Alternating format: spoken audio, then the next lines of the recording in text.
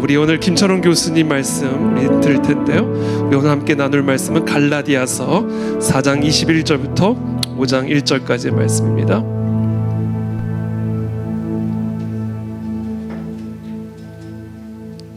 갈라디아서 4장 21절부터 5장 1절까지 우리 한 절씩 저 여러분들이 교독하겠습니다. 저부터 읽겠습니다. 내게 말하라. 율법 아래에 있고자 하는 자들아, 율법을 듣지 못하였느냐? 기록된 바 아브라함에게 두 아들이 있으니 하나는 여종에게서 하나는 자유 있는 여자에게서 났다 하였으며, 여종에게서는 육체를 따라 났고 자유 있는 여자에게서는 약속으로 말미암았느니라. 이것은 비유니 이 여자들은 두 언약이라. 하나는 신의 산으로부터 종을 낳은 자니 곧 하갈이라. 이 하갈은 아라비아에 있는 신의 산으로서 지금 있는 예루살렘과 같은 곳이니 그가 그 자녀들과 더불어 종노릇하고, 오직 위에 있는 예루살렘은 자유자니 곧 우리 어머니라. 기록된 바 잉태하지 못한 자여 즐거워하라. 산고를 모르는 자여 소리질러 외치라. 이는 홀로 사는 자의 자녀가 남편 있는 자의 자녀보다 많음이라 하였으니, 형제들아 너희는 이삭과 같이 약속의 자녀라. 그러나 그때 육체를 따라 난 자가 성령을 따라 난 자를 박해한 것 같이 이제도 그러하도다. 그러나 성경이 무엇을 말하느냐? 여종과 그 아들을 내쫓으라. 여종의 아들이 자유 있는 여자의 아들과 더불어 유업을 얻지 못하리라 하였. 그런즉 형제들아 우리는 여종의 자녀가 아니요 자유 있는 여자의 자녀니라. 그리스도께서 우리를 그러므로 굳건하게 서서 다시는 종의 멍에를 매지 말라. 아멘. 노예와 자유인 근대 시민사회의 기초라는 주제를 가지고 장로회 신학대학교 우리 신학학 교수님이신 김철원 교수님 말씀 나누시겠습니다. 우리 나오실 때 큰 박수로 환영해 주시면 감사하겠습니다.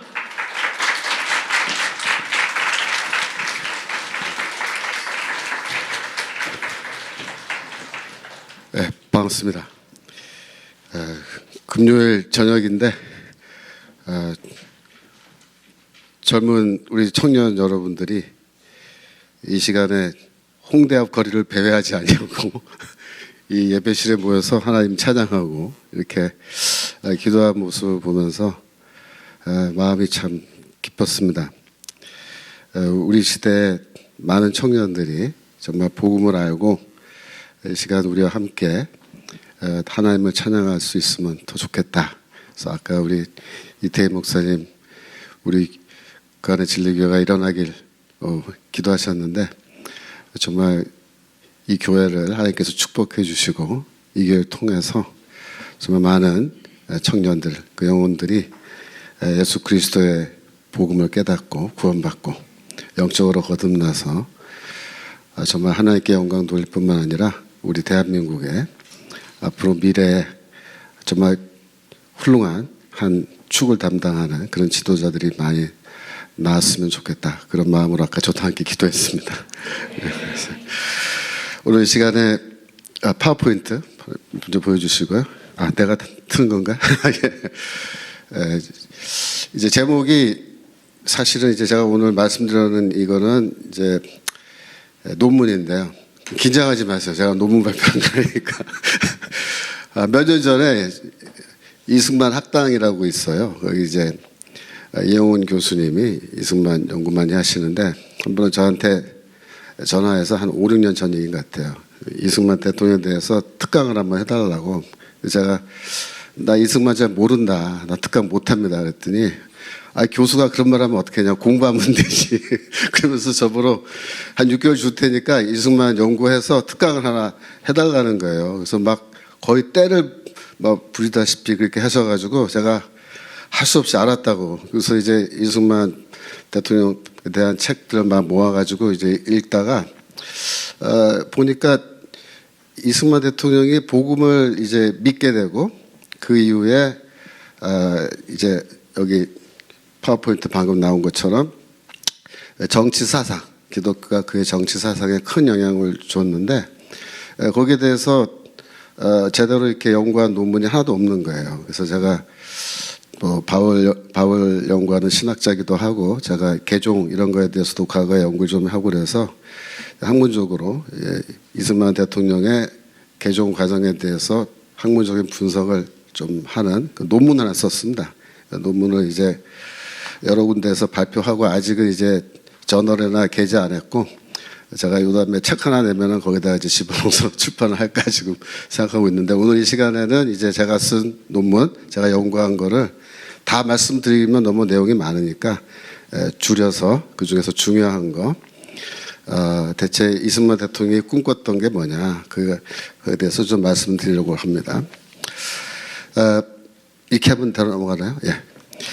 1945년도 11월 28일에 임시정부 요인 환영대회가 열렸어요. 서울에서. 그 정동교에서 열렸는데 그때 우남 이승만 대통령께서 앞으로 제가 우남이라고 이렇게 호를 가지고 말하겠습니다. 우남께서 이런 말 했어요. 만세만석 되시는 그리스도 위에 이 나라를 세우자. 그러니까 이 말을 1945년에 하셨는데 이거 갑작스럽게 그날 이런 생각을 하게 된 게 아니고 매우 오래전입니다. 매우 오래전에. 언제부터냐? 1899년입니다. 1900이 아니고 1899년이에요. 그때 이승만 대통령이 기독교 복음으로 개종했어요. 예수 믿었다 그런 말이죠.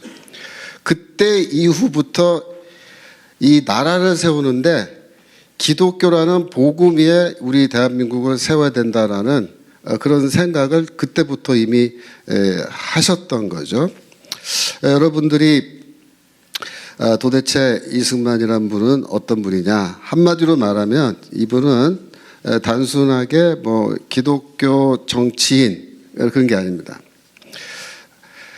이분은 제가 연구해 보니까 단순한 정치 사상가, 뭐 독립운동가 그런 분이 아니고 이분은 기독교라는 신앙, 기독교 신앙의 토대 위에 그 정치 사상의 그 뿌리를 내리고 그 독립운동과 국가운영 이런 걸 통해서 기독교 정신을 고취하려고 노력했던 기독교 정치 사상가였다. 기독교 정치인이었다. 저는 그렇게 봅니다. 우리 한국 역사에 기독교 믿는 대통령이 몇 분 계셨어요. 뭐 아시죠? 장로님들 2분. 근데 그분들은 그러면은 대통령이면서 기독교니까 뭐 기독교 정치 사상을 갖고 있었느냐? 전혀 없었습니다. 전혀 없었어요. 우연히 하다 보니까 장로님이 대통령 되신 거죠.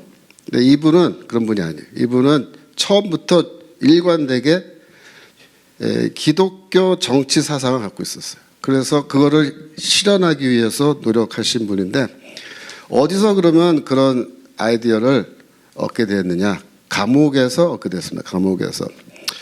원래 이 우남의 출신을 보면은 어린 시절에는 이제 유교, 그죠? 유교 집안. 어머니는 이제 또 불교 믿으시는 시간 관계상 이런 거는 그냥 막 지나가겠습니다. 그래서 어렸을 때 이 장래 희망이 뭐냐면은 이 과거 시험을 봐가지고 급제를 해서 성산문 같은 충신이 되는 게 어렸을 때 그 장래 희망이었어요. 그랬는데 1894년에 이제 갑오경장이 일어나면서 과거 제도가 폐지됐습니다. 자기는 과거 통과해서 뭐 이제 충신이 되고자 했는데 과거 시험 자체가 없어지니까 이거 완전히 이제 당황한 거죠. 그래서 어떻게 하면 좋을까 고민하다가 보니까 이제 시대는 영어가 중요한 시대라는 걸 알게 돼가지고 영어로 배워야겠다 이렇게 마음 바꿔먹어요. 한학을 공부하다가. 그래서 배제학당, 아펜셀러가 세운 배제학당에 가면은 영어로 배울 수 있다. 그래갖고서 이제 그 배제학당에 입학을 했는데요. 그때 이제 설교, 아펜셀러의 챗불 시간에 설교 듣고 뭐라고 했냐면, 그런데 이상한 것도 마음속에 깊이 느껴진 것은 1900년 전에 죽었다는 사람이 나의 영혼을 구한다는 이야기였다. 그래서 나는 혼자 생각하기를 아니 그렇게 저렇게 놀라운 일을 한다는 사람들이 서양 사람들이죠. 그런 바보 같은 교리를 믿는단 말인가. 위대한 부처님을 알고 공자의 지혜를 아는 유식한 학자야 어디 저런 교리를 믿을 수 있겠는가. 이제 이런 생각을 했다는 거예요.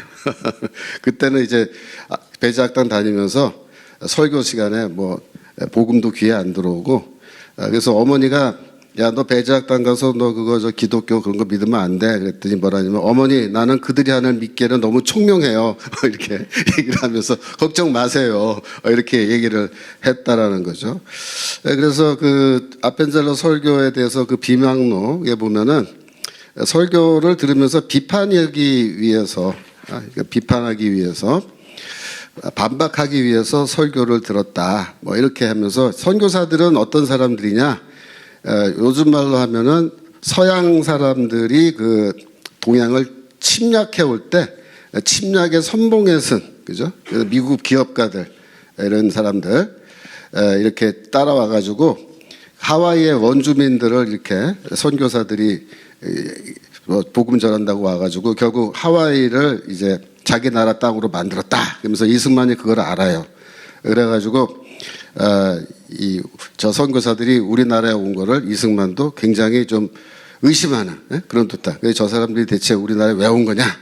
난 영어 배우러 여기 배제학당에 오긴 왔는데 별로 신뢰하지 않는 거예요. 그래서 따라서 우리 한국인은 당연히 우리나라에 대해서도 똑같은 운명이 계획된 것으로 생각했다. 그러니까 미국 선교사들이 문호를 개방하고 통상을 강요하고 이 나라를 병합하려고 하는, 그죠?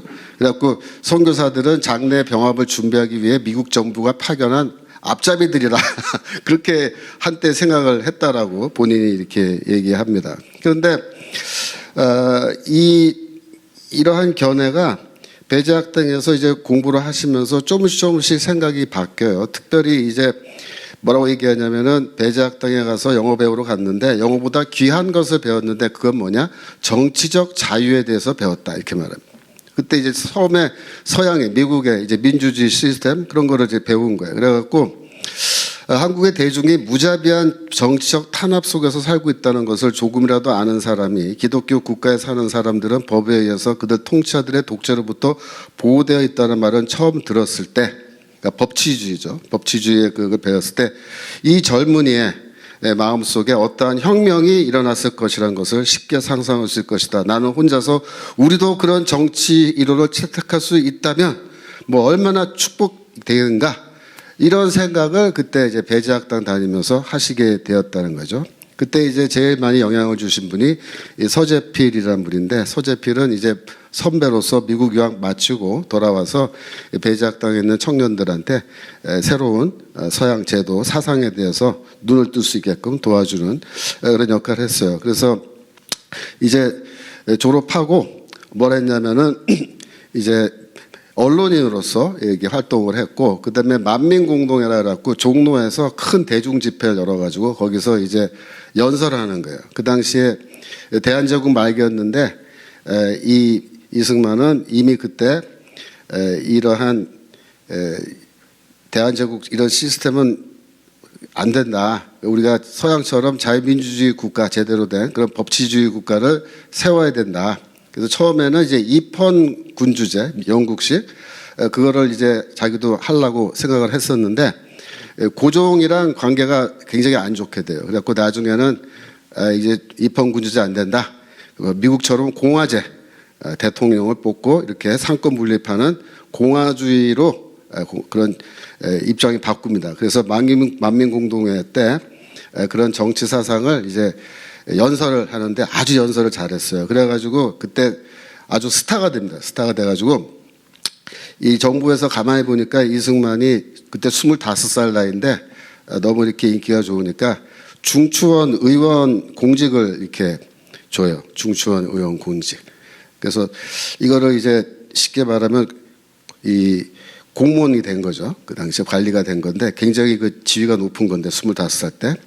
그런데 이제 1899년에 이제 갑자기 체포돼요. 왜 체포됐냐면은 그 박영효라는 사람이 이제 그 고종을 폐위시키고 공화 정부를 세우려고 하는 그런 음모를 꾸미고 있는데 우남이 이 박영효와 같이 내통했다. 그래가지고 이제 체포돼요. 근데 사실 이제 그 당시 상황을 우리가 살펴보면은 실제로 우남이 박영효하고 고종을 폐위시키고 뭐 이렇게 하려고 했던 건 아니고 그런 걸 하려고 행동대원들이 있었는데 그 이규환이라는 사람을 잠깐 한번 만난 적은 있는데 그것 때문에 이제 의심을 받아가지고 체포된 겁니다. 그래서 아펜셀러가 뭐라냐면은 그냥 이거는 무혐의로 풀려날 거다. 그렇게 얘기를 했었어요. 근데 문제는 뭐냐면은 우남이 감옥에서 탈옥을 해요. 탈옥을 하는데 그것도 세 사람이 같이 탈옥하는데 최정식이라는 사람이 이 주범이에요. 그래갖고 이 양반이 바깥에서 육혈포라 그러죠. 권총, 리볼버. 그거를 이제 감옥에 몰래 반입을 해가지고 권총으로 이제 간수들을 위협해서 감옥 문을 열게 하고 세 사람이 도망을 친 거예요. 탈옥을 한 거예요. 그런데 최정식이는 평안남도 진남포에서 이제 체포됐고 서상대는 중국으로 도망가 버려요. 근데 우남은 한성, 서울에서 곧바로 체포되고 도망도 못 가요. 그래갖고 체포됐는데 재판을 이제 봤는데 그때부터는 중범이 된 거예요. 중범. 탈옥을 했기 때문에. 그래서 최정식이라는 사람은 이제 권총으로 간수를 쏘고 막 이래가지고 그 사람은 나중에 사형당합니다. 사형당하고 이 우남은 이제 주범은 아닌데 종범이에요. 종범. 그래갖고 종범으로 이제 재판을 받는데 그때 당시에 재판 기록을 보면은 조선왕조 실록에 상소가 있는데 우남은 역적이다. 역적으로 다스려야 된다. 뭐 죽여라 이런 말이죠. 사형시켜라. 그러고 황성신문에도 보면은 풍설을 들은 즉 이 씨가 인륜, 그러니까 사형을 면하기 어렵다 하나 기왕의 조칙 중에 미결수는 판결할 때 감 1등, 그러니까 한 단계 낮추어서 판결하니까 잘하면은 사형당하지 않고 뭐 종신형 뭐 이런 거 하여튼 감옥에서 이게 죽지 않고 살아남을 수 있을 것 같다. 그런 이제 신문 기사도 나오는데 그래가지고 1월 30일부터 체포돼서 1월 30일부터 1899년 1월 말부터 여름 7월 27일까지 6개월 이상 이제 그 재판을 받아요. 재판을 받는데 그 당시 이제 25살 때 나이인데 그 조간신문에 내가 처형됐다라는 그 뉴스가 나와가지고 아버지가 눈물을 흘리면서 내 시체를 가지러 온 사건도 한 번 있었고 그 다음에 이제 사형수들이 이렇게 쭉 있는데 아침에 문 열고 간수가 와서 사람 데려가면서 죽이는 거예요. 이제 사형시키는 건데 자기 데려온 줄 알고 아, 나 오늘 죽는구나 그러는데 옆에 사람 데리고 갔어요. 그래서 아, 오늘은 안 죽는구나. 네, 그런 일도 있었어요. 그래서 이거 사jen수가 나 청트령이었었다. 그래서 이 다음은 나로구나. 이 다음은 나로구나 하면서 이제 이러고 있는데 그 당시에 그러니까 정신적으로 굉장히 이제 뭐랄까 압박감을 많이 느낀 거예요. 재판도 받고 다른 사람은 사형당해서 죽기도 하고 자기도 이제 잘하면 잘못하면 죽을 수 있다. 그리고 이제 올리버라는 사람이 쓴 책에 보면은 그때 당시에 이승만 대통령이 아주 야만적인 고문에 6개월 동안 시달렸다 이렇게 말합니다. 삿갓을 파고드는 포승줄에 두 팔이 묶인 상태에서 양다리에 줄이를 틀고 손가락 사이에 대나무 가지를 넣어서 살점이 떨어져 나갈 정도로 비트는 고문을 당했다 이렇게 됐습니다. 매일 곤장을 맞아 그의 온몸은 만신창이가 됐다. 이승만은 77세 때의 기록에 이렇게 적었다. 때때로 나는 꿈속에서 감방에 갇힌 자신을 발견한다. 한 번은 당시 이를 묻는 질문에 이승만은 고통스러운 표정으로 잊어버리게 좀 놔둘 수는 없나라고 대답했다. 그래서 이 예수 그리스도를 믿는 그 개종을 이제 연구를 해보면은 상당수의 사람들이 위기 상황 속에서 이제 복음을 받아들이는 경우가 많아요. 이승만 대통령도 그런 경우인데 굉장히 위기 상황이죠. 자기 이제 감옥에 갇혔고 재판 결과가 어떻게 나올지 모르고 맨날 곤장을 맞고 고문도 당하고 힘드는데 이러한 상황 속에서 그래서 이 우남이 원래 이게 한학자이기 때문에 붓글씨 잘 썼어요. 그런데 40년 동안 고문받고 나서 40년 동안 붓글씨를 못 썼어요. 이게 손가락이 다 이게 안 좋아가지고 그래서 같은 그때 당시에 굉장히 육체적으로 힘들고 정신적으로 힘드는 그런 위기 크라이시스 속에서 이제 예수를 믿게 되는데 정확하게 이제 그 언제 이 우남이 기독교로 개종했느냐 그거는 학자들이 다 연구를 이제 해봤는데 주로 하여튼 1899년 1월 30일에서 7월 27일 그 사이인데 아마도 그 처음 감옥에 들어온 지 2달 정도 됐을 때 아마 예수 믿은 것 같다. 그러니까는 한 3월 말, 그죠? 4월 초 그 정도에 이제 예수를 믿은 것 같다라고 그렇게 봅니다. 우남 자신이 그 예수 믿은 당시 상황에 대해서 쓴 글에 보면은 어두운 감옥 속에 가두었을 때 나는 두려워 혼자 이런 생각했다. 나는 이 세상에 있는 것이 아니라 조금만 있으면 다른 세상에 갈 터인데 저 외국 사람들이 나에게 말해준 예수를 믿지 않았기 때문에 그 세상에 감옥에 가 있게 될 것이다. 이게 말입니다.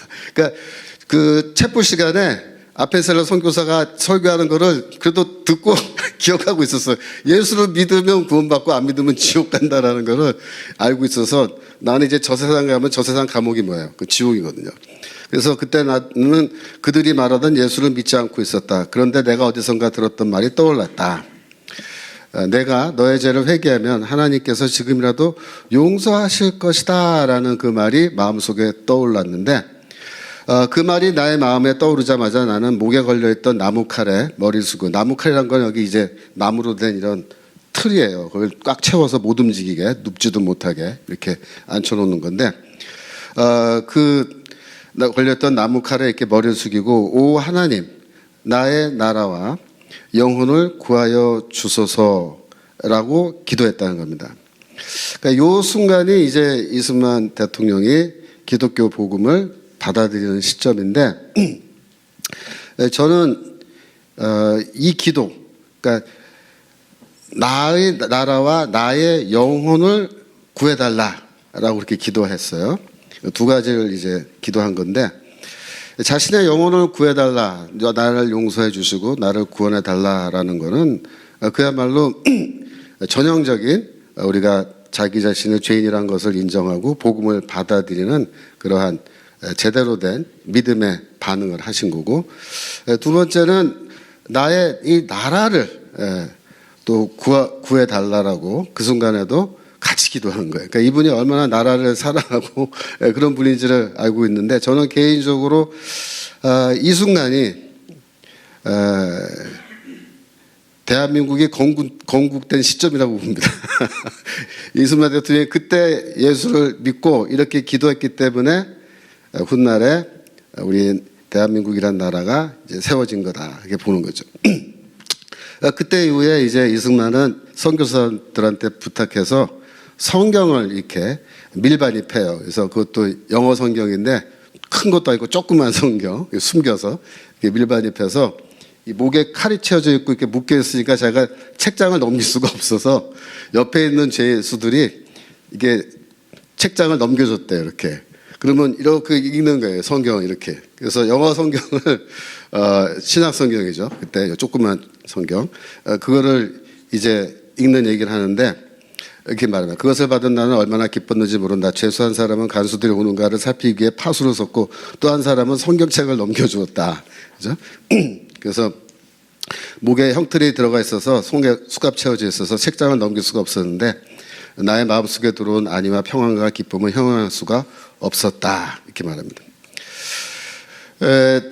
또 다른 이야기가 있는데 여기 보면은 여기서 아까 그 기도를 한 대목인데 나의 영혼을 구하여 주시옵소서 오 하나님 우리나라를 구하여 주옵소서라고 기도했더니 그랬더니 감방이 환한 빛으로 가득 채워지는 것 같았고 이렇게 말합니다. 그다음에 나의 마음에 기쁨이 넘치는 평안이 깃들면서 변한 사람이 되었다. 내가 선교사들과 그들의 종교에 갖고 있던 증오감과 불신감이 사라졌다. 이렇게 사라졌다. 성령이 주시는 평안함 그리고 특별히 그 감옥 안이 어두웠는데 환한 빛으로 가득 채워지는 그런 어떻게 보면 상당히 신비한 그런 영적인 체험도 그 당시에 이제 했던 거죠.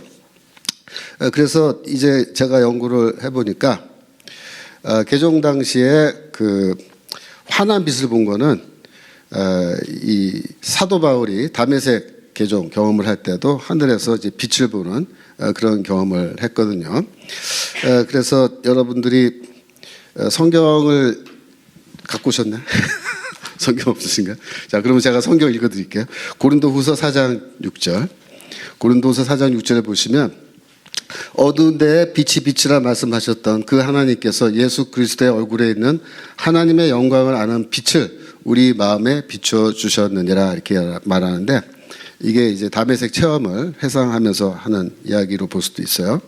그래서 이 하나님께서 그의 마음에 이제 빛을 비춰 주신 겁니다. 그래서 이제 드디어 이승만 대통령이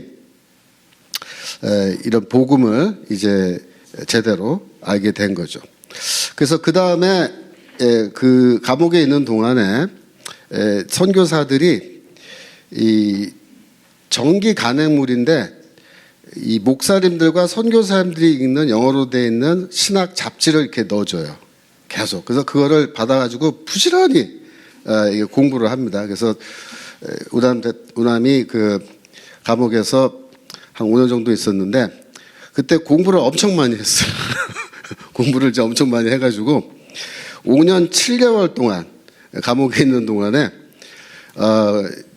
지적으로뿐만 아니라 영적으로 굉장히 이제 신앙적으로 성장한 거예요. 성장해가지고 그 다음에 이제 나중에 미국으로 가서 이제 그 공부를 하고 이렇게 할 때 프린스턴 신학교, 그러니까 프린스턴 대학교에서 박사학위 할 때 그 신학 강의, 그 프린스턴 신학교 강의가 있잖아요. 신학교 강의도 가서 많이 청강을 하고 공부를 하고 이제 그렇게 되어 있습니다. 그래서 재밌는 거는 그 프린스턴 신학교에 한국인 동창회를 만들라고 한 20여 년 전에 그 유학생들이 학교 사무실에 가서 역대 한국인 졸업생 명단을 좀 뽑아달라고 이렇게 부탁을 했대요. 그래서 뽑아줘서 이제 받아서 읽어보니까 자기들은 첫 번째 졸업생이 그 영락교회 한경진 목사님이 첫 번째 졸업생일 거라고 생각을 하고 그걸 받아봤는데, 그 프린스턴 신학교의 그 한국인 졸업생 명단 1번은 누구냐면 이승만으로 됐다는 겁니다. 2번이 한경지 목사님이신데 시기적으로 굉장히 뒤쪽이죠. 그래서 저도 좀 의아하게 생각하는데 프린스턴에서 그러니까 정치학 박사학위를 하신 걸로만 알고 있는데 하여튼 그 학교 신학교에서 졸업생 1호로 기록을 해놓을 정도면은 뭔가 이분이 신학교 가서도 공부를 꽤 한 게 아닌가, 실제 그 크레딧을 따는 그런 학점도 따고 그렇게 하지 않았겠느냐, 그렇게 이제 추측해 봅니다. 그래서 이제 그 우남 이승만 대통령의 개종의 첫 번째 특징은 뭐냐면 개종이 두 가지가 있어요. 그러니까 천천히 프로그레시브하게 이렇게 가는 게 있고, 레디칼하게 한 번에 팍 그냥 복음 믿는 게 있는데, 이분은 레디칼, 급격한 그런 개종을 한 거죠. 그래서 과거의 자신을 다 부정하고 완전히 변화받는 그런 단계로 가는 건데, 그래서 이제 이런 말을 한 거예요. 잠깐만요. 저기 내가 거꾸로 갔구나. 이게 앞으로 가면은 아니구나. 이게 뒤로. 잠깐만요. 죄송합니다. 이게 계속 뒤로 가네. 이 앞으로 가는 게 이건가요? 이거 어떻게 되는 거야?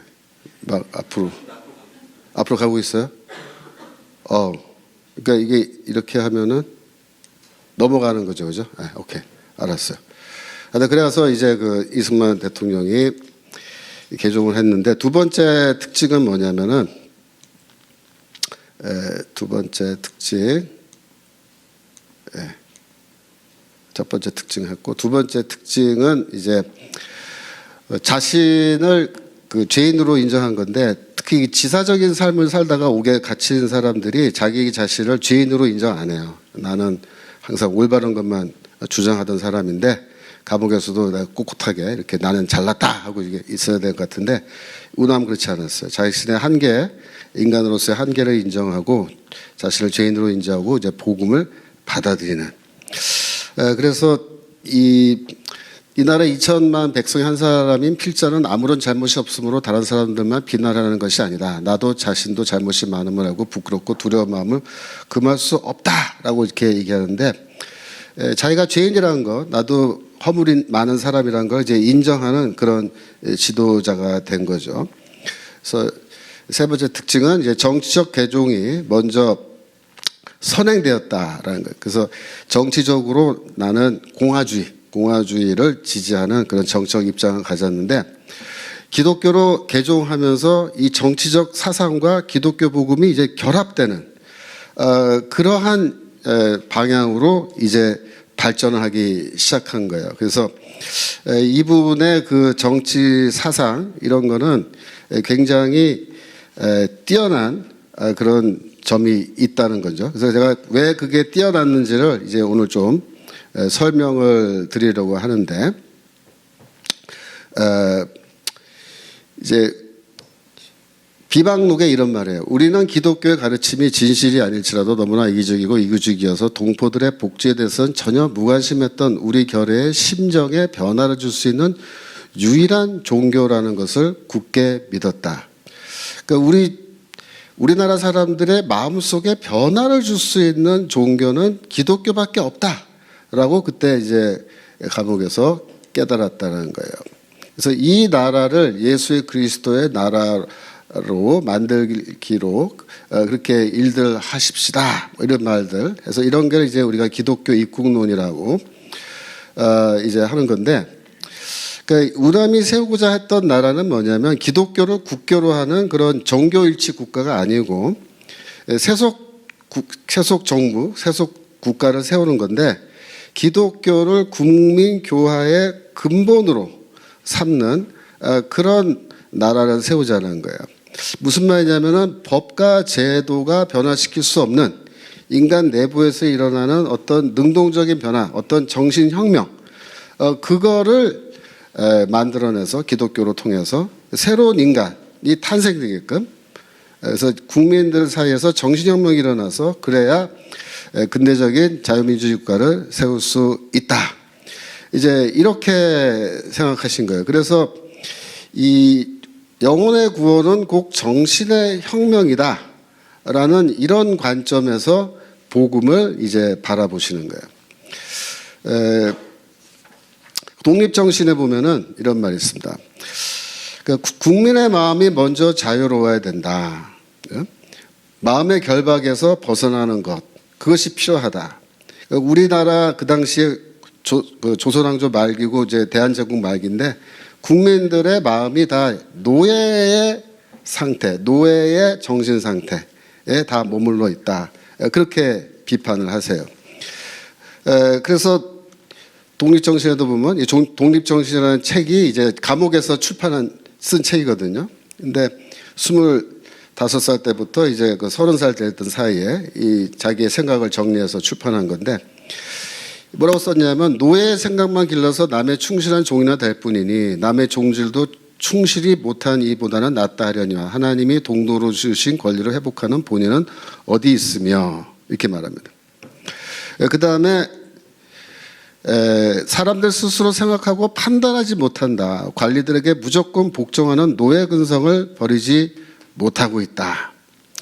이런 말을 해요. 그래서 제가 도대체 우남 이승만 대통령이 기독교의 어떤 거를 보고 어떤 복음의 어떤 내용을 이해하고 이런 말을 하면서 복음의 내용과 자기의 정치 사상을 결합시켜서 이렇게 기독교 정치가가 되느냐 하는 거를 이 시간에 이제 파워포인트가 아니고 칠판으로 좀 설명을 드리려고 합니다.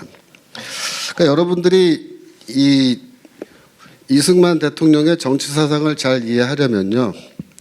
먼저 뭐를 아셔야 되냐면 바울이 말하는 게 뭔지를 아셔야 돼요. 바울이 말하는 거. 거기 출발점입니다. 바울.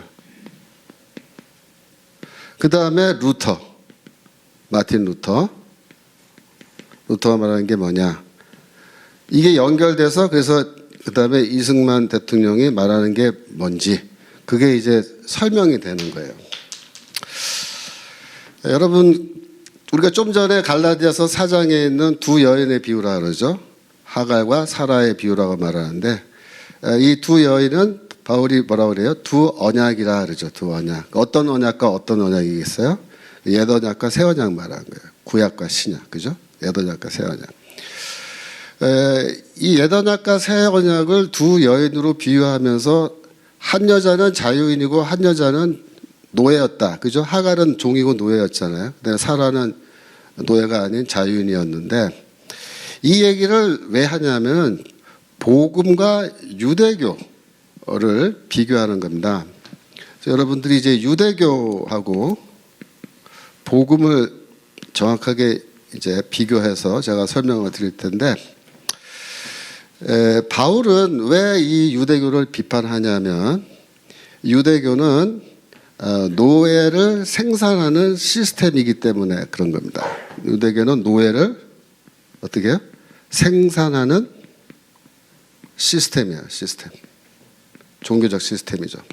왜 그러냐면 유대교는 기본적으로 율법 준수를 중심으로 해서 돌아가는 종교죠. 율법. 네, 레위기 18장 5절 읽어볼까요? 레위기 18장 5절. 그 구약 성경에서 율법주의 가장 강력하게 표현되어 있는 건데요. 레위기 18장 5절에 보시면 너희는 내 규례와 법도를 지키라. 사람이 이를 행하면 그것으로 말미암아 살리라. 이렇게 되어 있습니다. 율법을 행하라 한 거예요. 행하라. 행하라. 행하면 그것으로 말미암아 살리다. 그것은 뭘까요? 그 뭐냐면 그것은 율법을 행하는 율법의 행위를 말합니다. 율법의 행위. 이거를 영어로 works of the law라고 얘기하는 거예요. 율법의 행위로 인하여 뭐예요? 살리라요. 살리라. 구원받는다 이거죠. 자, 그러면 율법에는 이거 해라 이거 하지 말라는 게 있어요. 그러면 이거를 하라는 건 해야 되고 하지 말라는 건 안 해야 돼요. 그래야 구원받는 거예요. 그래야 율법 지키는 거죠.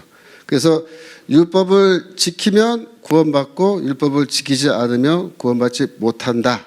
이게 뭐야? 율법주의예요. 율법주의.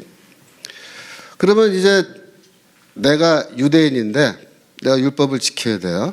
근데 율법에 뭐라고 되어 있냐면 가난한 자들을 구제하라고 되어 있습니다. 가난한 자들을 구제하라고. 그러면 해야 돼요? 말아야 돼요? 해야 돼요. 그죠? 해야 되는데 내가 내 마음속에 저 가난한 자를 좀 도와주고 싶어. 막 도와주고 싶어서 도와주는 거라. 그죠? 나는 가난한 자를 돕는 게 별로 관심이 없어요. 내가 그런 데 별로 관심이 없어. 하지만 어떻게 돼요? 이거를 해야 돼요. 왜? 그걸 해야 구원받는 거죠. 그죠? 그래서 이 율법주의라는 거는 뭐냐면은 강제성이 있습니다. 강제성. 하고 싶으면 하고 하기 싫으면 안 하는 게 아니에요. 율법이라는 거는 반드시 해야 됩니다. 내가 좋건 싫건 상관이 없습니다. 그래서 이 강제성 때문에 내가 구제를 해요. 그럼 내가 이제 가난한 사람들한테 이게 먹을 것도 주고 뭐 돈도 주고 뭐 이렇게 다 도와준단 말이야. 근데 이걸 도와줄 때 나는 나 스스로 내가 하고 싶어서 하는 게 아닌 경우가 많은 거야. 율법주의 시스템은. 무슨 뜻이냐면 내가 자발적으로 저 사람을 도와주고 싶어서 도와주는 게 아니라 나는 그런 마음이 별로 없지만 이거 안 하면 안 되기 때문에 할 수 없이 하는 거야. 구제하는 거야. 그걸 뭐라 하냐면 타율성이라 타율성.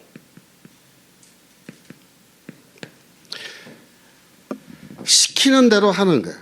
시킨 대로 안 하면 안 돼요. 그래서 시키면 주인이 시키면 시키는 대로 무조건 하는 사람을 뭐라 그러죠?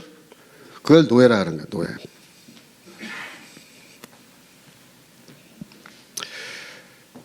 그래서 이 유대교라는 종교는 율법주의 이걸 행하라 그리하면 너희가 살리라. 그죠? 이 행위를 해야 돼. 행위. 이게 행위구원이란 말이에요. 행위구원. 그래서 행위 심판이고 행위구원인데 이 핵심이 뭐냐면은 타율성과 강제성 때문에 시키면 마지못해서 그 일을 하는 그런 종류의 사람을 만들어내는 거예요. 율법주의는. 그래서 율법주의는 결국 뭘 만들어낸다? 노예를 만들어낸다. 그러니까 이 율법주의는 옛 언약의 특징이란 말이에요. 유대교, 옛 언약 특징. 그래서 유대교는 뭐예요? 여종 하갈을 통해서 계속해서 종들을 생산해내는 거예요. 노예들을 생산해내는 거예요. 반면에 복음은 뭐냐 이게 복음. 복음은 한마디로 말하면 자유인을 만들어내는 시스템이에요. 생산하는 시스템이에요. 왜 그러냐면 로마서 4장 4절 보겠습니다. 로마서 4장 4절.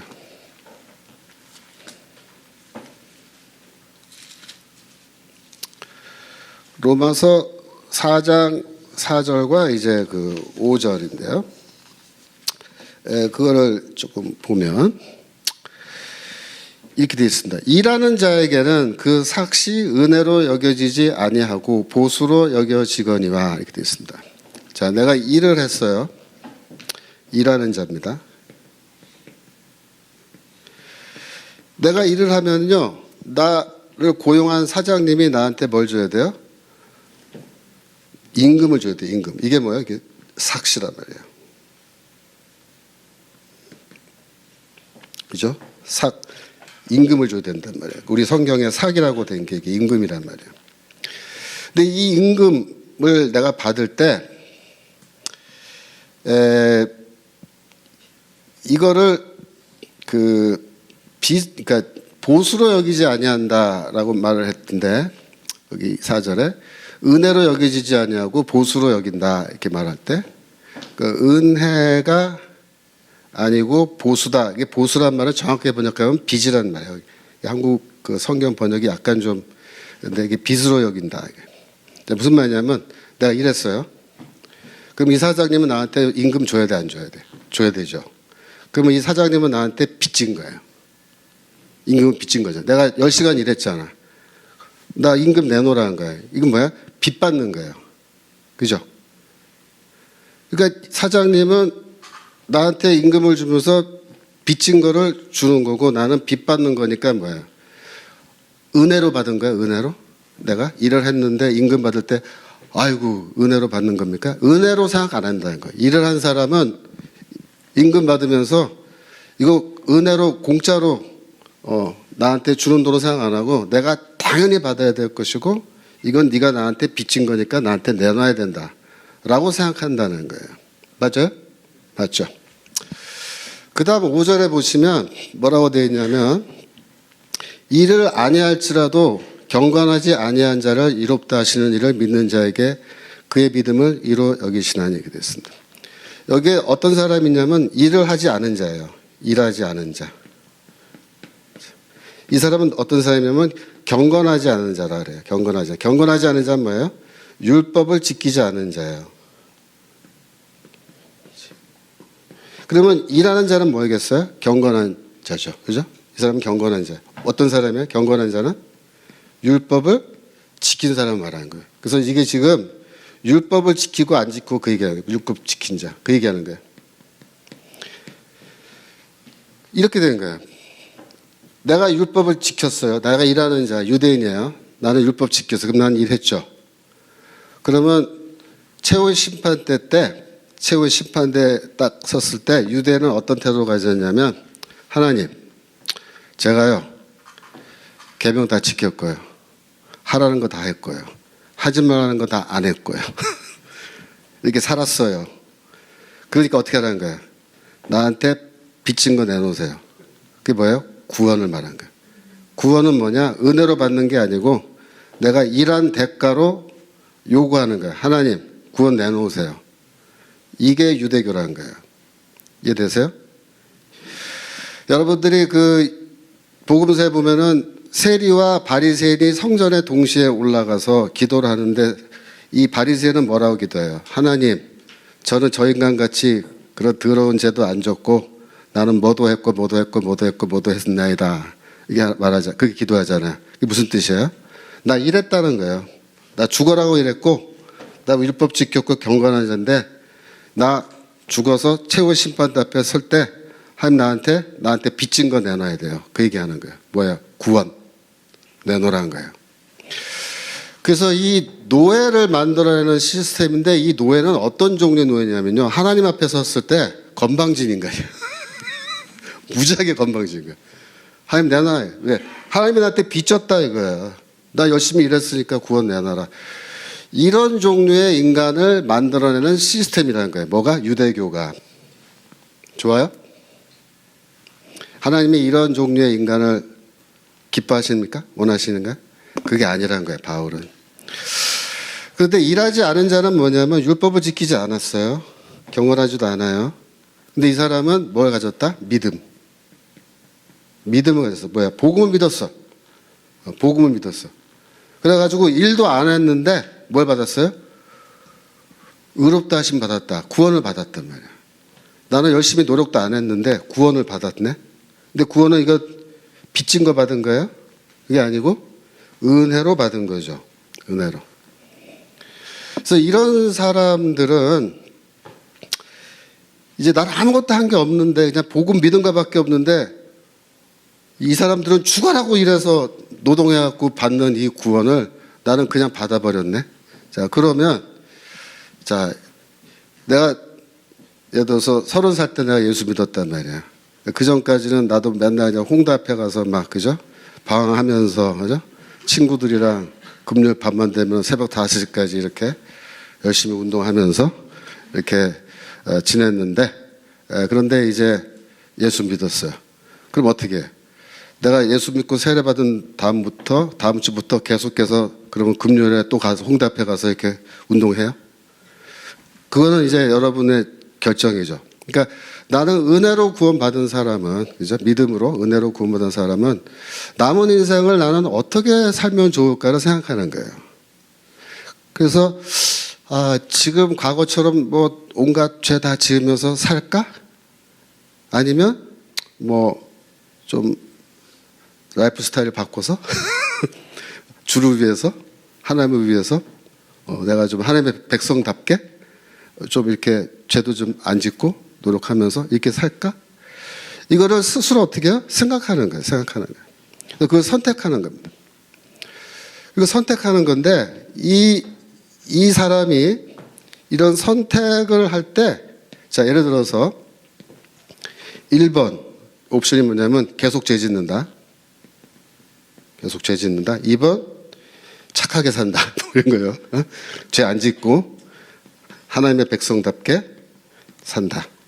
이렇게 했을 때 1번을 선택하느냐 2번 선택하느냐, 그죠?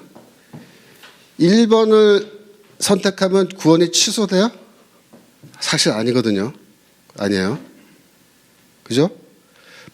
2번을 선택하면 좋지만 1번을 선택한다 그래서 이걸 선택하면 구원받고 이걸 선택하면 구원 못 받는 거예요? 그게 아니라는 거예요.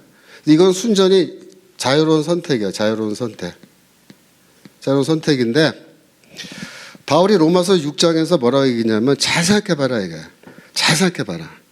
너희가 아무것도 한 것 없이 이렇게 하나님의 은혜로 예수 그리스도가 십자가에서 이렇게 너를 위하여 너의 죄 때문에 이렇게 하나님의 심판 형벌받고 저렇게 돌아가시고 그래서 네 죄가 다 이제 용서받고 이렇게 됐는데 잘 생각해봐라. 너 앞으로 어떻게 살면 좋겠어? 이렇게 얘기한 거야. 네가 잘 생각하고 판단해서 살아야 돼. 그 얘기거든요. 그래서 이거를 정상적인 경우라면 이거를 선택한다는 거죠. 정상적인 경우라면. 이거 선택하고 그 다음에 이 사람이 살아가면서 선행, 그죠? 구제 이런 거 착한 일 할까 안 할까요? 해요. 근데 이 선행을 할 때 이거를 하면 구원받고 이거 안 하면 구원 못 받고 또 그런 거예요? 아니죠. 그게 아니에요. 이거는 구원받기 위해서 하는 게 아니에요. 구원은 이미 받았단 말이에요. 그죠? 구원은 이미 받았어요. 그래서 이거는 하긴 하는데 이 유대교에서도 똑같이 하잖아요. 그죠? 이거 똑같이 선행도 하고 구제도 하는데 이쪽에서 하는 건 뭐예요? 웍이에요. 웍. 일이란 말이에요. 왜? 일은 뭐예요? 일은 대가를 목적으로 하는 게 일이에요. 임금을 목적으로 하는 게 일이에요. 그죠? 그래서 이 시스템에서는 똑같은 일이지만 이거는 일이고 여기서는 내가 이거를 하면은 어떤 대가를 받을 거야 라는 생각으로 하는 거예요. 그게 아니라는 거예요. 똑같이 구제하고 선행하긴 하는데 이 사람은 이 자유인이죠. 스스로 자율적으로 판단한 겁니다. 자율적으로. 이게 자율성이 있어요. 이거는. 강제성 없습니다. 이거 네가 스스로 잘 생각해보고 선택하는 거야. 그렇게 하는 겁니다. 그 자유인의 특징이 뭐냐면 선택하는 거, 선택권이 있는 거야. 노예는 선택권이 있어요? 없어요. 노예는 시키면 무조건 하는 거야. 자, 그런데 이 선행을 하고 구제를 해도 이거는 대가, 리워드 있어요? 이걸 목적으로 합니까? 아니에요. 근데 리워드를 목적으로 하지 않고 하는 일을 뭐라 하는지 아세요? 그거를 우리가 서비스라는 거예요. 서비스, 봉사. 중요하니까 이거는 서비스는 빨간색으로 쓰겠습니다. 이 서비스의 특징은 뭐냐면 웍은 뭐라고요? 이거는 리워드, 대가를 목적으로 하는 거예요. 쉽게 말하면 구원받기 위해서 조건실건 하는 거죠. 그죠? 이건 유대교고 이거는 노예를 만들어내는 시스템에서 그렇게 하는 거고, 복음은 이런 인간을 만들어내지 않아요. 일을 안 했는데 은혜로 구원은 다 받았고 앞으로 남은 인생 어떻게 살까? 그래, 맞아. 죄 그만 짓고 하나님 백성답게 살지 하면서 이제 그때부터 좋은 일, 착한 일 하는데 이것조차도 야, 이거 하면 천국 가서 큰 집 줄 거야. 쟤는 조그만 초가집 살고 나는 맨션에서 큰 빌라에서 살 거야. 왜? 나는 착한 일 많이 하니까. 그런 거예요? 그런 게 아니라고요. 정확하게 말하면 구원받은 기독교인은 그 다음부터 선행을 하고 구제를 할 때 이 대가를 목적으로 하지 않기 때문에 뭐예요? 서비스라는 거예요. 기쁨으로 하는 거예요. 이거를 봉사라, 봉사. 우리말로 섬기는 삶. 그래서 이 자유인은 하나님의 은혜로 우리가 구원받았기 때문에 인생을 살아갈 때 천국 가서 뭘 대가를 받아야겠다 이런 생각으로 뭘 열심히 하지 않아요. 우리는 이미 뭐 어떻게 해? 넘치게 받았어. 넘치게. 하나님의 은혜로 넘치게 하나님 나라의 상속자가 되고, 그죠? 우리가 부활의 영광에 다 들어가게 되고, 이런 넘치는 은혜를 미리 받았기 때문에 우리는 남은 인생은 뭐다? 자유인으로서 남을 섬기고, 그죠? 세상에서 이웃을 섬기고 교회에서 주를 섬기는 그런 섬김의 삶으로 나가는 거예요. 그래서 이거는 섬김의 삶으로 나가는 사람인데 이 사람이 뭐야? 이 자유인이에요. 이 얘기를 어디서 하느냐? 여러분들이 조금 전에 우리 목사님께서 성경 봉독하신 갈라디아서 4장 21절에서 5장 1절까지는 두 여인의 비유에서 이 얘기를 한 거예요. 이해되세요? 왜 옛언약을 노예, 하갈의 자녀를 하갈이 노예들을 낳는 시스템이라고 말하고, 복음은 사라가 자유인으로서 자유인의 후손들을 낳는 시스템이라고 말하는지, 그 이유는 사실 여기 로마서 4장 4절 5절에 해답이 있고, 조금 더 부연 설명하자면 이 갈라디아서 다들 공부하셨나 모르겠네. 안 했어요? 갈라디아서에서는 이제 그 할례당 들어보셨어요? 할례당의 문제. 할례당들이 나와요. 갈라디아서 보면 집에 가서 한번 읽어보세요. 내가 할례당들하고 바울이 이제 교회에서 둘 다 애를 낳아요. 바울은 애기 엄마죠. 갈라디아서 4장 19절에 뭐라 그래? 내가 해산의 고통을 하여 너희를 낳았나니. 어떻게 낳아요? 남자인데 복음으로 낳는 거예요. 복음을 전해서 이 사람이 예수 믿으면 개종을 하잖아요. 복음으로 개종하면 이 사람이 다시 태어나는 거예요. 그러니까 바울은 내가 애기 엄마라고, 산모라고 얘기해요. 산모. 내가 널 해산의 고통을 하여 낳았고, 그 다음에 고린도전서 3장 1절 2절 보면은 내가 너희를 젖으로 먹여서 키웠다. 남자가 무슨 가슴이 있어요. 근데 이렇게 얘기해요. 그죠? 이렇게 얘기하는데 재밌는 거는 이 할례당들은 할례당의 복음이 따로 있어요. 가짜 복음인데, 할례당의 복음은 뭐냐면 이방인도 할례 받고 율법 지켜야 구원받을 수 있다. 뭐 이런 건데, 그래서 할례당들도 할례당의 그 복음을 열심히 전해서 그게 또 진짜 복음인 줄 알고 어떤 바보 같은 이방인들은 할례를 받고 이제 막 하는 거예요. 그러니까 바울이 그 사람들 뭐라 그래요? 종이 낳은 종들이다. 노예가 낳은 노예들이다. 그래서 할례당도 애 낳고 바울도 애 낳는 거예요. 그래서 바울이 이렇게 말하는 거야. 나는 노예를 낳지 않아. 저 할례당들은 노예를 낳는 사람들이야. 그래서 할례당의 복음을 받아들이고 너희가 그걸로 다시 거듭나서 태어난다고? 그럼 너는 노예로 태어나는 거야. 왜? 이 시스템. 하나님은 하나님 나라에 또 최후의 심판대 앞에 도착했을 때 어떤 사람을 원하실까요? 이런 사람? 그 바리새인 같은 사람? 하나님 나는 이것도 했고 저것도 했고 나는 율법도 다 지켰으니까 자 빨리 구원 내놓으세요. 빨리 구원 내놓으세요. 이렇게 요구하는 사람을 하나님 원하실까요? 아니면 그 세리, 그죠? 세리는 어땠어요? 가슴을 치고 감히 하늘을 우러러보지 못하면서 자기는 입을 열어서 하나님 앞에 뭐라고 말할 자격도 없는 죄인이라고 고개 푹 숙이고 있다 갔잖아요. 그런데 예수님께서 뭐라 그랬어요? 오늘 두 사람 중에 누가 의롭다 하심을 받고 돌아갔느냐, 집에 갔냐? 저 바리새인 아니고 저 세리다. 그래서 이 자유인은 믿음으로 구원받았는데 우리는 일한 게 아무것도 없어요. 그래가지고 심판대 앞에 섰을 때 하나님 뭐 빨리 구원 내려주세요 이렇게 한 게 아니고 사실 솔직히 나는 구원받을 자격 없습니다.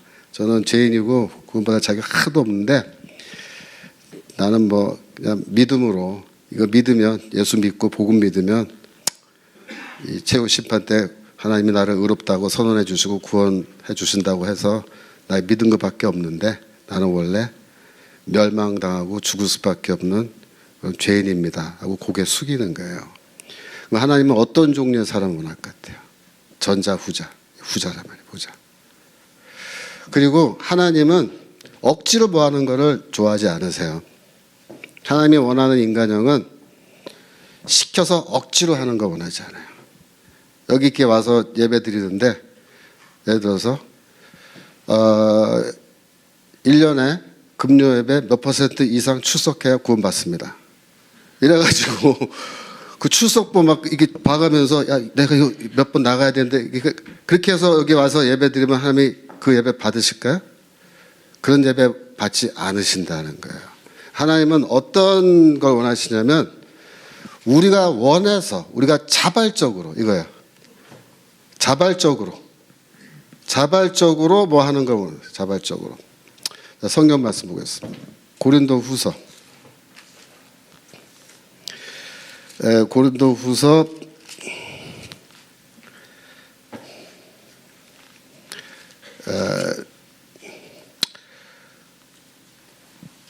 9장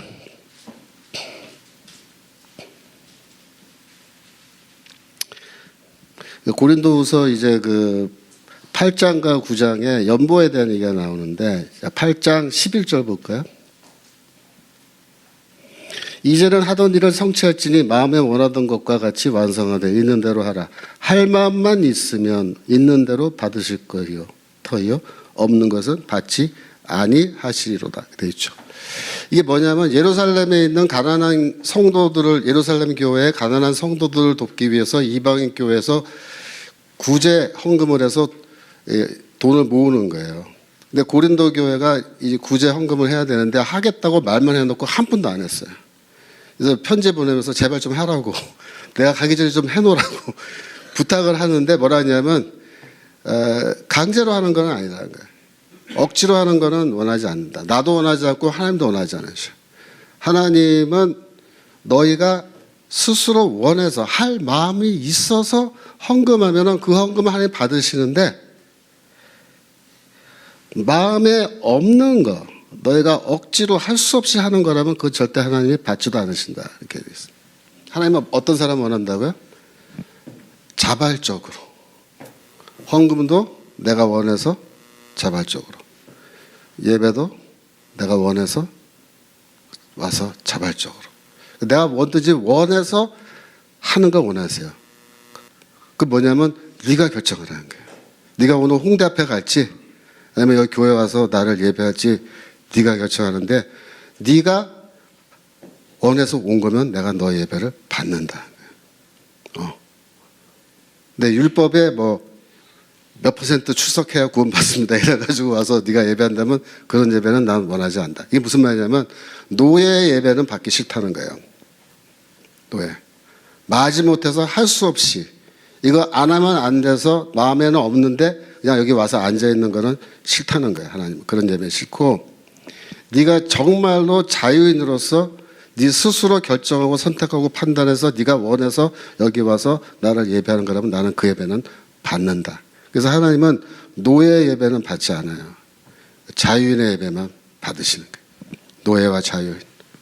아시겠죠? 엄청난 차이입니다. 그래서 유대교는 노예를 생산해내는 시스템이고 복음은 뭐다? 자유인을 만들어내는 시스템이에요. 이거 종교적으로 말하면 유대교와 기독교입니다. 여러분 루터가 종교개혁을 할 때 뭘 봤냐 하면 루터가 똑같은 걸 본 거예요. 제가 연구를 해보니까 루터는 뭘 봤냐면 카톨릭 교회가 노예를 만들어내고 있다는 것을 깨달은 겁니다. 여러분 카톨릭의 교리는 어떻게 되어 있어요? 믿음으로 뭐 구원받는다? 그렇게 되어 있습니까? 사실 아니거든요. 카톨릭은 이제 뭐 그 카톨릭 교리서 이런 데 보면 어떻게 되냐면 하나님이 먼저 은총을 이렇게 주입해 준다 그래요. 인젝션. 주사기로 이렇게 뭐 주입하듯이 은총을 이렇게 집어넣어 주시면 어려운 말로 헤빗 오브 그레이스라 그래요. 헤빗 오브 그레이스를 넣어 주시면 우리 안에 약간의 변화가 일어나서 우리가 선행을 할 수 있는 가능성이 열린다 이렇게 말해요. 착한 일을 할 수 있는 가능성 열려요. 그래서 착한 일을 하기 시작해요. 그러면은 그 착한 일을 할 때마다 영어로 메릿, 공로가 생겨요. 공로를 계속 축적하는 거예요. 축적해. 그래서 죽어서 이 다음에 최후 심판에 갈 때 내가 축적해놓은 공로를 이렇게 짊어지고 가는 거예요. 그래서 하나님 앞에 탁 놓으면서 자 하나님 제가 공로 가져왔습니다. 구원 내놓으세요. 내 구원 어디 갔어? 빨리 내놓으세요. 이만큼이나 갖고 왔는데 이렇게 하는 거거든요. 유대교랑 똑같아. 그게 이게 노예 시스템. 그래서 이 행위구원이라고 하는 거는 항상 이런 문제를 만듭니다. 노예를 만들어내는 결과를 갖고 오는 거예요. 이거 하면 구원받고 안 하면 구원 못 받아. 이래버리면요 노예가 생겨나는 거예요. 하나님 그거 원하시지 않는 거예요. 그래서 복음이야말로 진정한 의미에서 자유인을 만들어내는 건데 루터가 카톨릭 교회에서 똑같은 걸 보고 이거 틀렸다는 거야. 교회가 잘못 갔다. 그래서 루터가 다시 성경적인 복음으로 돌아와서 오직 믿음, 오직 은혜, 믿음과 은혜로 구원받는 이 개신교 종교개혁을 이제 시작을 한 거죠. 그래서 루터가 이제 하는 말 중에 중요한 이야기가 있는데 제가 이제 자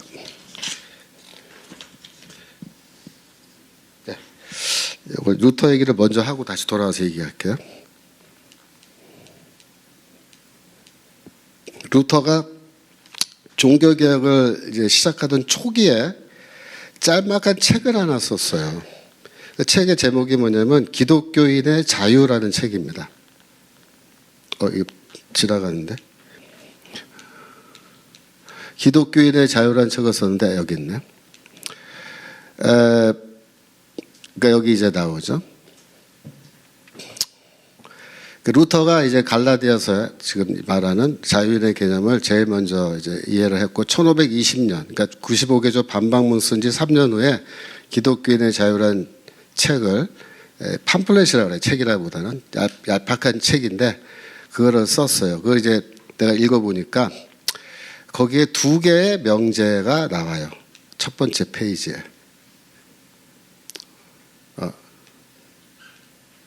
이 명제가 뭐냐면 이겁니다. 보이시죠?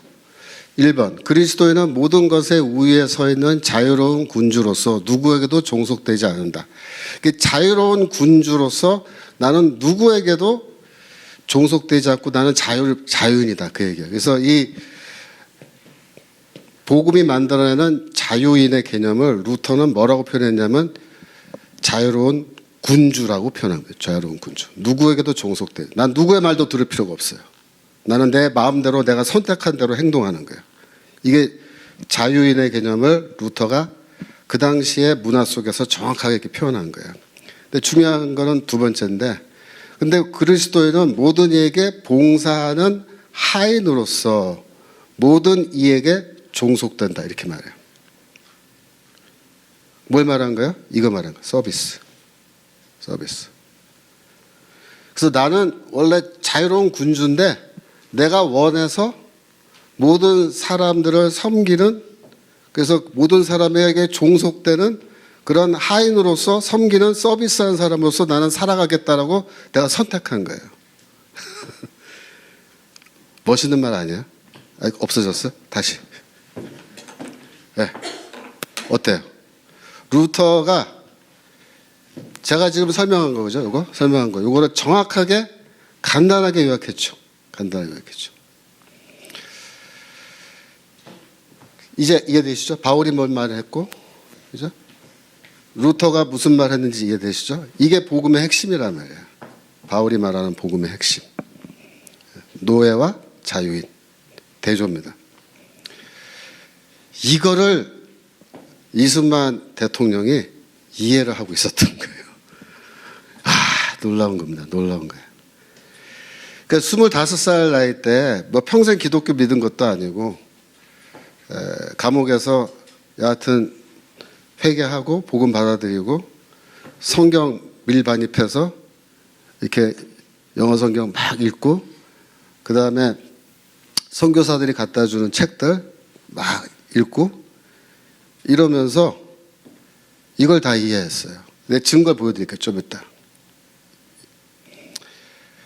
제가 그거를 이제 발견하고 너무 놀란 거예요. 왜냐하면 저는 이거 25살이 아니라 55세 넘어서 발견했거든요. 네. 그런데 우리 우남 이승만 대통령은 그 젊은 나이에 감옥에서 이미 이거를 다 꿰뚫어 보는 건데, 그래서 제가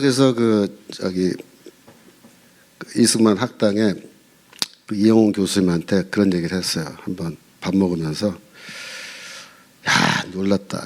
독립정책 읽어봤는데, 거기에 이런 게 다 나오는데, 이런 거는 나 학교에서도 나 이거 강의해준 선생님 없었고, 나도 이제 연구해서 이거 다 이제 발견한 건데, 이승만 박사는 선생도 없었는데 거기서 이거 다 꿰뚫어 보고 루터 얘기까지 다 알고 있는 거예요. 대체 선교사들이 무슨 책 갖다 줬는지 나 그게 궁금하다 했어요. 그때 읽었던 책들이 그 목록이 있으면 내가 그 책들 다 찾아가지고 한번 나도 같이 읽어보고 싶다. 어디에 어떤 말이 나오길래 이걸 다 거기 때 이해하고 있었냐. 그랬더니 이영훈 교수님 원래 경제학자잖아요. 경제학자. 뭐라냐면 자기는 더 놀랬대. 읽어보니까 독립정신에 이승만이 하는 얘기 들어보니까 그게 아담 스미스하고 리카르도가 하는 고전 경제학자들이 하는 말을 거기다 하고 있더라는 거예요. 그래서 도대체 이승만이 거기서 아담 스미스와 리카르도의 이 고전 경제학을 어떻게 알게 됐는지 자기는 그게 궁금하다는 거예요. 자기도 그 책들을 한번 찾아서 확인해보고 싶다는 거예요. 대체 무슨 책을 읽었는지. 네? 근데 그 책 제목들은 있는데 저도 아직 옛날 책들이나 그거 다 찾아서 읽을 수가 없는데 지금 한국에서 여하튼 그렇습니다. 그래서 이제 증거를 이제 보여드려야지.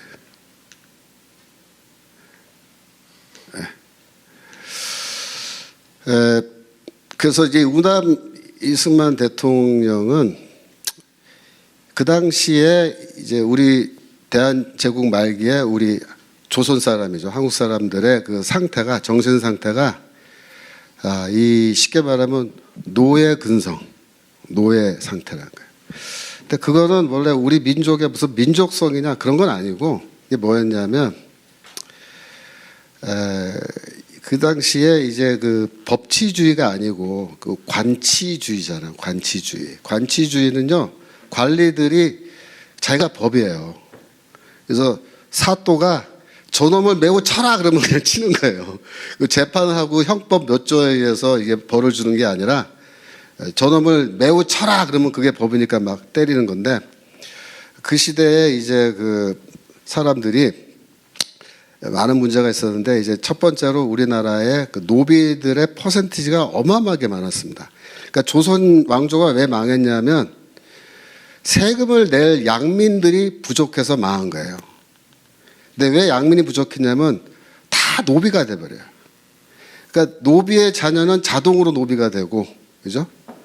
농사 짓다가 망하면 노비가 되고, 다 이렇게 되는 거예요. 그래가지고 노비 숫자는 계속 늘어가는데 양민 숫자는 줄어드니까 세금 낼 사람도 없고, 전쟁 나면 나가서 싸울 사람도 없어요. 노비는 세금 안 내거든요.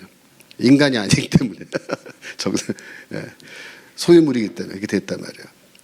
그래서 이 절대 많은 사람이 실제로 노비였고, 그 다음에 양민들조차도 어떤 생활에 대한 어떤 그 라이프 스타일이 어떻게 되냐면, 내가 열심히 일을 해서 돈을 벌면 관아에서 나를 괜히 시비 걸고 잡아다가 매우 쳐요. 이렇게 멍석으로 말아갖고 쳐요. 그러면서 언제까지 때리냐면 돈 내놓을 때까지 때린다는 거예요. 그래서 돈이 있으면 나를 잡아다가 때려서 돈을 뺏어가니까 내가 왜 열심히 일을 해야 되냐, 그런 생각하는 거예요. 그 시대 사람들이. 그래서 선교사들이 와서 이렇게 보니까 한국 사람들이 무지하게 게으르고, 특별히 이제 농사가 끝나면 겨울에는 전부 다 모여 앉아서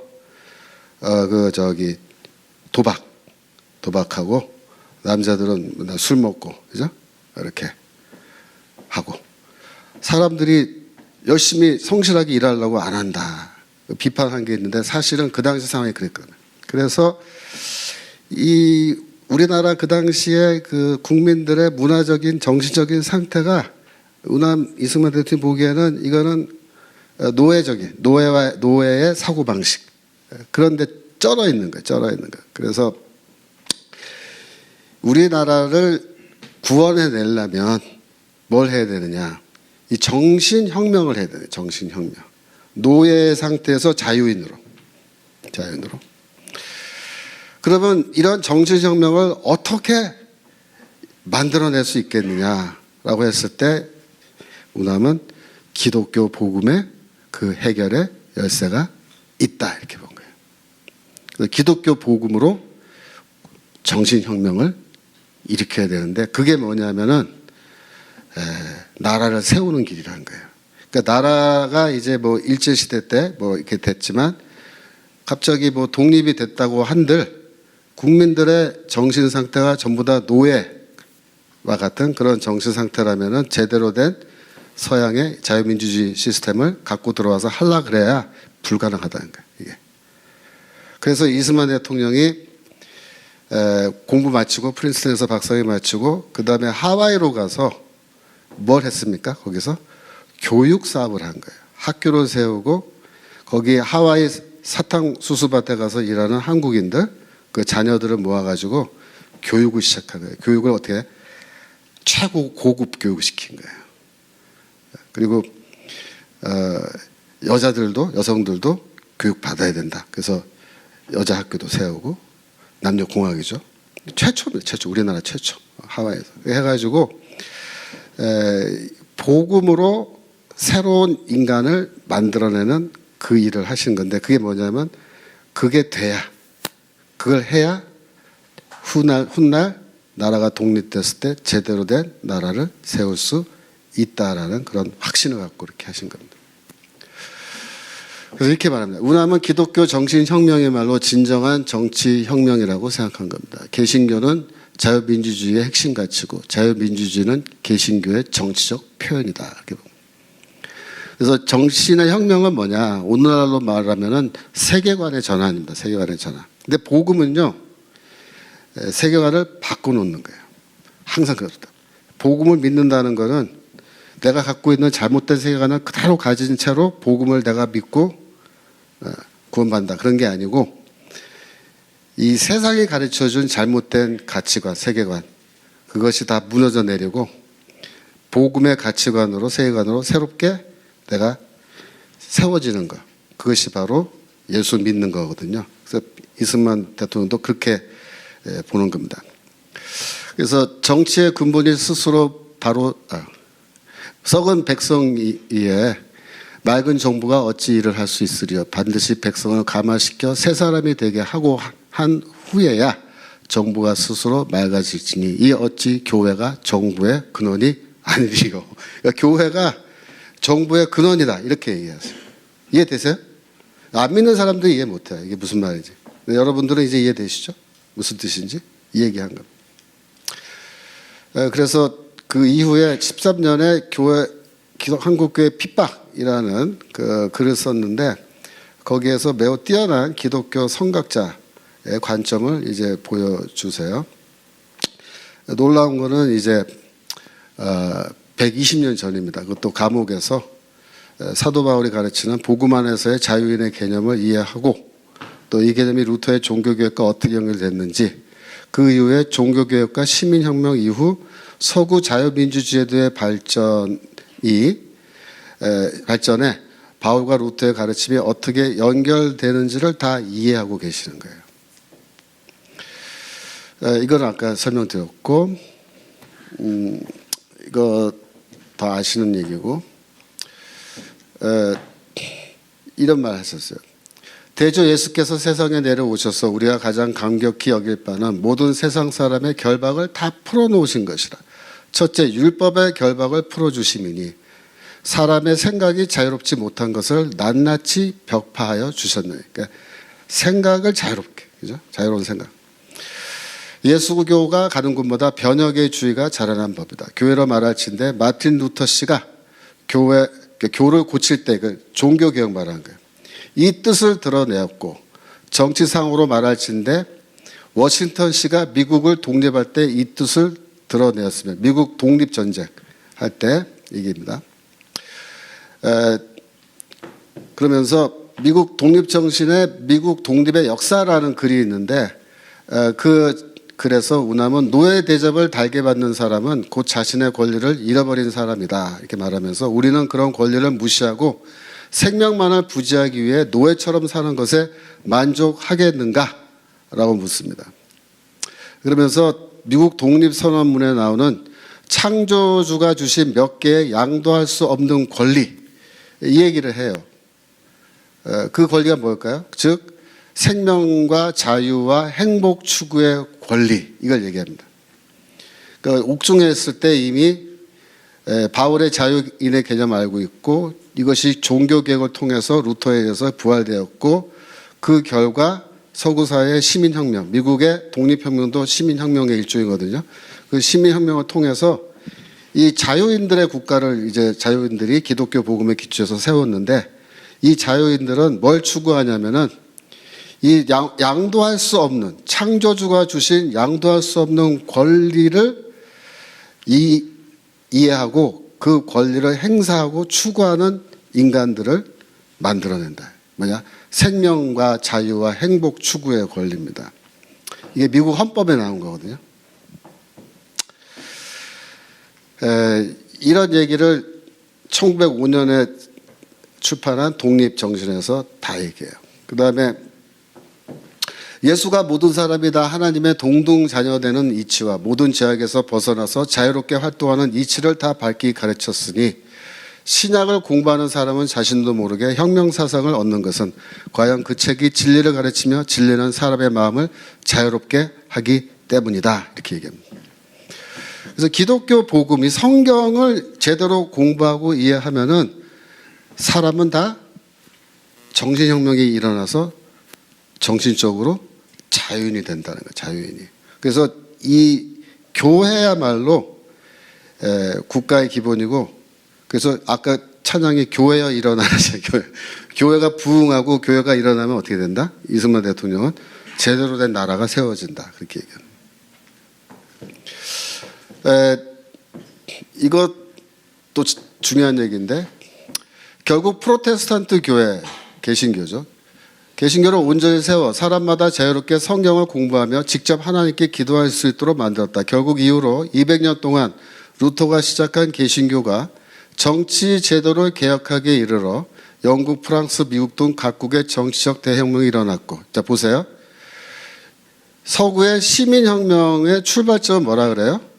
루터가 종교개혁한 거다 이렇게 루터. 근데 저는 제가 신학교에서 종교개혁사라는 걸 배웠거든요. 종교개혁 역사. 근데 제가 신학교 다닐 때 종교개혁 역사 시간에 이 기독교의 루터의 저 종교개혁 때문에 시민사회의 그 시민혁명이 서구의 문화에서 일어났다라는 것을 들어본 적이 없어요. 그래서 제가 얼마 전에 학생들한테 물었어요. 나는 그런 거 들어본 적이 없는데 너희는 들었냐? 걔네들도 못 들었대요. 신학생들이. 그러니까 우리 학교 종교개혁 사상사 역사 가르치는 교수님들이 순 엉터리. 이거 이승만 대통령이 여기서 지금 이거 써놓은 거 이게 1900년 초반에 써놓은 건데 이거를 이분은 책 통해서 읽고 역사 공부해서 이거를 꿰뚫어 보고 기독교야말로 역사를 이끌어온 이 서구 사기를 이끌어온 이 에너지 원동력이다. 그걸 이제 이해하고 있는 건데 우리는 그런 거 아직도 모르고 사는 거예요. 여기 기독교, 여기 개신교인이 된 게 좀 자랑스럽습니까 이제 좀? 우리가 자랑스럽죠? 우리가 이거 다 우리 거예요. 이거 지금 현대 문명, 현대 문명의 핵심이 뭐예요? 두 가지거든요. 자본주의하고 자유민주주의 시스템, 정치제도, 경제제도. 이게 두 개가 현대 문명의 핵심인데 이게 다 어디서 온 거냐? 이게 복음에서 온 거고 종교개혁에서 시작된 겁니다. 제가 시간 다 됐죠, 목사님? 1시간. 그래서 끝내야죠. 다들 이제 댁에 가셔야 되는. 그래서 좀 읽어보겠습니다. 그래서 정치적 대혁명이 일어났고 오늘날 구미 각국의 동등한 자유를 누리는 모든 인간 행복이 여기서 시작한 것이다. 그러므로 마틴 루터를 근대 문명의 시조라고 칭함이 과연 적당하며 이런 루터 선생의 능력은 곧 예수의 진리에서 나온 것이다. 복음에서 나온 것이다. 어마어마하지 않습니까? 그 역사를 꿰뚫어 보는 그 안목이 있으신 거예요.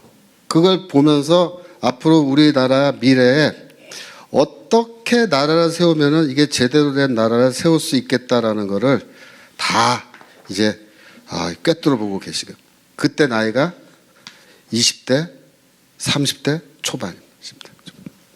놀랍죠? 이때 다 끝난 거예요. 이때 정치 사상은 이때 완성된 거예요. 그 다음부터는 이거 실천하면서 다닌 거예요.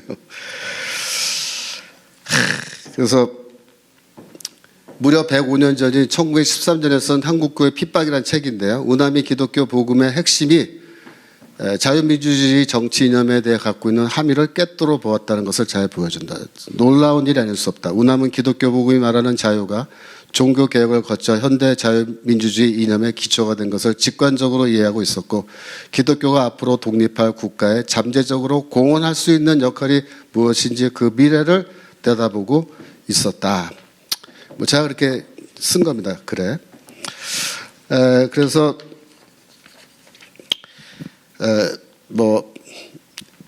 한국교회 핍박에서는 더 발전된 기독교 정치 사상을 이제 보여줘요. 그래서 이건 맺은 말인데요. 저는 그런 생각을 해봤어요. 논문을 쓰면서 이승만 대통령이 만약에 쌍둥이여가지고 똑같은 생각 갖고 있는 분이 두 사람이 그 당시 있었으면 얼마나 좋았을까. 네? 왜냐하면 사실 이런 거는요.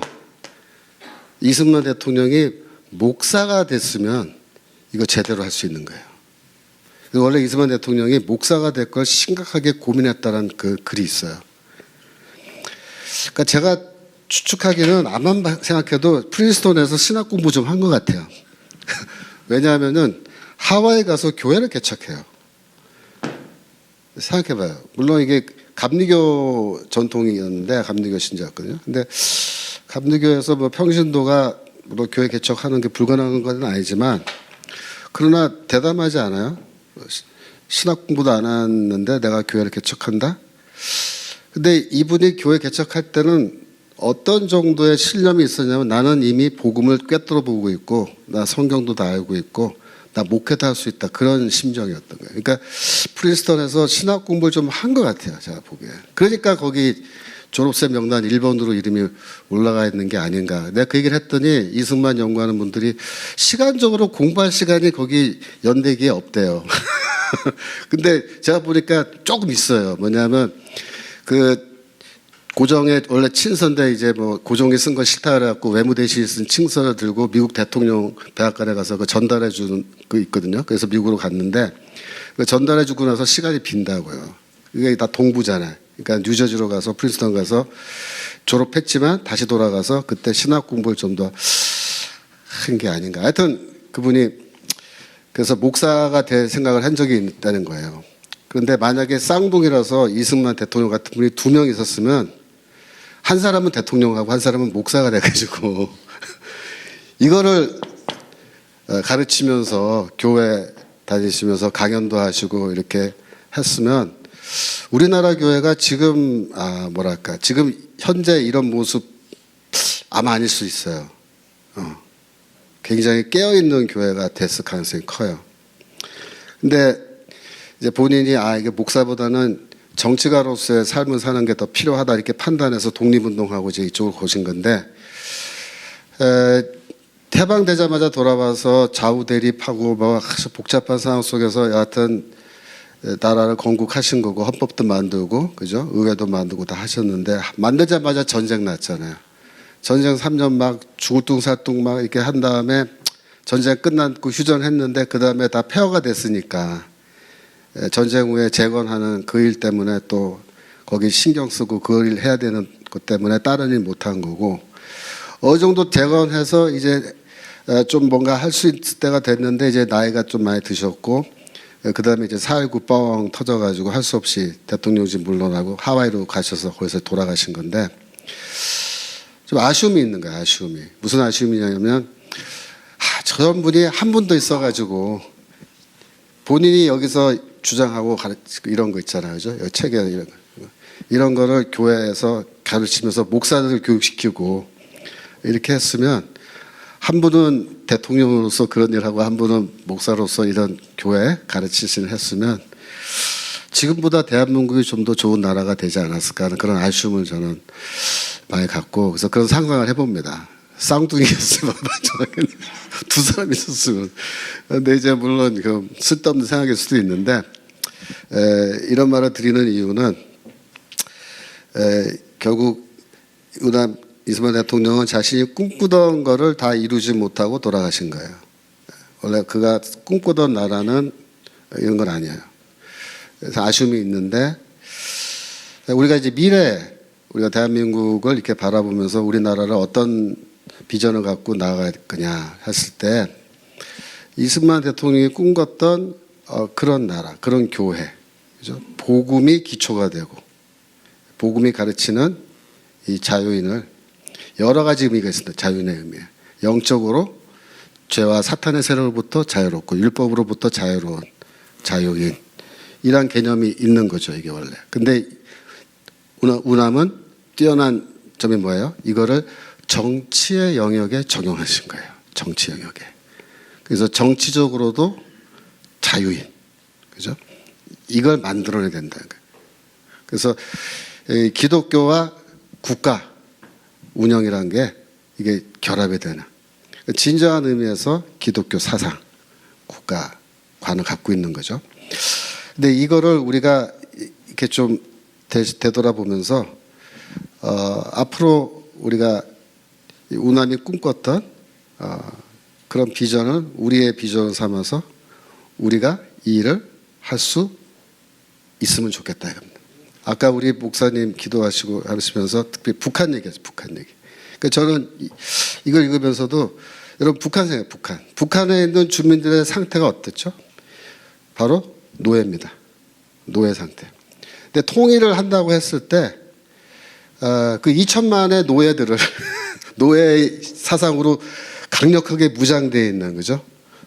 이 사람들을 어떻게 변화시켜서 이 자유민주주의 시스템을 이해하고 능동적이고 자발적인 그런 시민으로서 독립적인 시민으로서 이 사회에서 살아갈 수 있도록 도와주겠느냐. 그들도 뭐가 필요하겠어요? 정신혁명이 필요한 거예요. 그리고 그 정신혁명을 어떻게 우리가 가져올 수 있겠냐. 뭐가? 불교가요? 천주교가요? 아니란 거예요. 이건 기독교, 개신교밖에 없다. 개신교, 프로테스탄트. 개신교가 얘기하는 오직 믿음으로 구원받는 이 복음이 아니면은 절대로 정신혁명은 일어나지 않는다고 말씀하셨는데 우리가 머지않은 장래에 북한 주민 해방이죠. 주민들을 정말 해방하고 그들이 자유로운 나라에서 살 수 있게 해야 되는데 그 모든 과정 속에서 우리가 교회가 사명이 있다. 사명. 어떤 사명인가요? 복음으로 그들을 노예 상태에서 자유인으로 복음이 말하는 자유인으로 변화시켜서 정치적으로도 그죠? 자유인이 돼서 그들도 우리처럼 동일하게 자유와 권리를 누리는 그런 단계로 가야 된다고 믿습니다. 저는 오늘 특강 여기서 마치고요. 제가 기도하고 마칠까요? 네. 하나님 아버지 감사합니다. 우담 이승만 대통령 같은 훌륭한 정말 하나님의 종을 이 땅에 보내주시고 그를 통하여서 아름다운 꿈을 꾸게 하시고 그 꿈이 다 이루어지진 않았지만 그래도 많이 이루어져서 오늘날의 대한민국이 세워지고 우리가 이 땅에서 이렇게 자유와 권리를 누리며 행복한 삶을 살아갈 수 있도록 인도해 주심을 인하여 하나님께 감사를 드립니다. 저희들에게 복음을 주시고 노예로 살아가는 그런 삶이 아니라 믿음과 은혜 속에서 정말 자유인이 되게 하시고 우리가 자발적으로 기쁨으로 주를 섬기며 이웃을 섬기는 삶으로 또한 나아갈 수 있도록 인도하여 주시니 감사합니다. 복음이 주신 이 자유를 우리가 영적인 영역에서만 적용하지 말게 하시고 우리 삶의 모든 영역에 적용할 때 특별히 정치적인 영역에도 적용할 수 있도록 도와주시고 이승만 대통령이 꿈꿨던 정말 복음 안에서 자유로운 자유인들이 많이 생겨나서 특별히 이 머지않은 미래에 북한과 통일하게 될 때 북한에 있는 2천만 우리 북한 주민들도 복음으로 그들이 거듭나고 구원받고 하나님의 백성이 되되 특별히 영적으로나 정치적으로 자유인이 되어서 저희와 더불어서 함께 하나님이 주시는 축복 가운데에서 이 나라에서 살아갈 수 있는 그런 미래의 축복도 주였고 허락하여 주옵소서. 이 일을 위하여 우리가 기도하고 준비하게 하시고 특별히 대한민국의 교회가 깨어 이 일을 준비하는 귀한 사역이 있을 수 있도록 주 도와주시옵소서. 감사하며 예수 그리스도 이름으로 기도합나이다. 아멘. 네, 감사합니다.